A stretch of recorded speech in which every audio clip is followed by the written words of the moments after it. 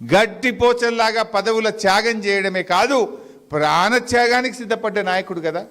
నిమ్స్ ఆసుపత్రిలో ఆయన ఉన్నప్పుడు ఓ రోజు నేను పోయి, డాక్టర్లు వచ్చి నా క్లాస్ వీకుడు, మేమందరం అడుంటే మీ ఇష్టం పోయి, ఆయన సోడియం లెవెల్స్ తగ్గుతుంది, క్యాల్ పోతుంది, ఆయన కిడ్నీలు ఫెయిల్ అయిపోతాయి, తర్వాత ఏం చేసినా మనిషి చేయికి రాడు, మనిషి మర్చిపోతున్నాడు, గుర్తుపట్టలేడు, కిడ్నీలు ఫెయిల్ అయిపోతాయని డాక్టర్లు వచ్చి రూమ్లో మా క్లాస్ వీక్తుండ్రు. ఏం చేయాలని ఒకరోజు 9వ రోజు 10వ రోజు పోయి బతిలాడినా. నేను పోయి బతిలాడే నాకు ధైర్యం చెప్పిండు, హరీష్ నేను తెలంగాణ వచ్చేదాకా ఏం జావరా భయ్, నేను గట్టిగానే ఉన్నా, మీరు గట్టిగా కొట్లాడు, ఊకే నా దగ్గరికి వచ్చి నన్ను అధైర్యపరచకండి అని ఉల్టా నాకు ధైర్యం చెప్పిన నాయకుడు కేసీఆర్. అది 9వ రోజు దీక్షలో అంత గట్టిగా మాట్లాడిన వ్యక్తి. నిమ్స్ డాక్టర్లు పోయి 10వ రోజు సార్ మీ పరిస్థితి చేయి, అప్పుడు ఆ రోజు ఎగురుతున్నాడు బాడీ, బెడ్ మీద నుంచి దాదాపు 1.5 ఫీట్ ఎగురుతుంది. ఇట్లా దొరకబట్టి, ఇద్దరు కాళ్ళు దొరకబట్టి, ఇద్దరు చేతులు దొరకబట్టి, ఓ నడుము దొరకబడితే తప్ప బాడీ ఆగుతలేదు, అది ఇట్లా ఎగురుతుంది మంచం మీద.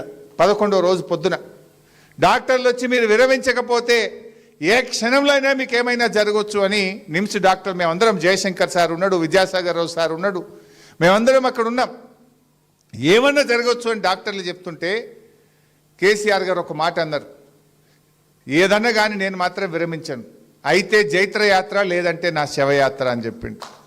నా శవం మీద తెలంగాణ జెండా కప్పండి తప్ప నేను విరమించే ప్రశ్నే లేదు అని ఆయన మాట్లాడుతుంటే నా కళ్ళల్లో నీళ్లు రాలినాయి ఆ రోజు.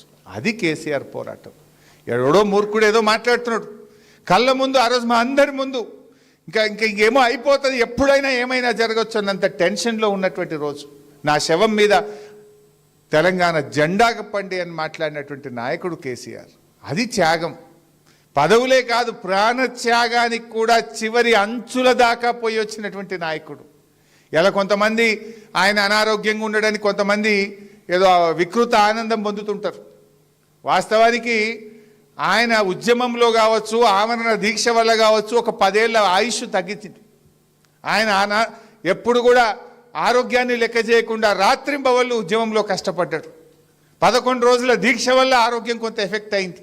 కానీ దేవుడి దయ వల్ల, తెలంగాణ ప్రజల ఆశీస్సుల వల్ల ఇవాళ చాలా ఆరోగ్యంగా ఉన్నారు.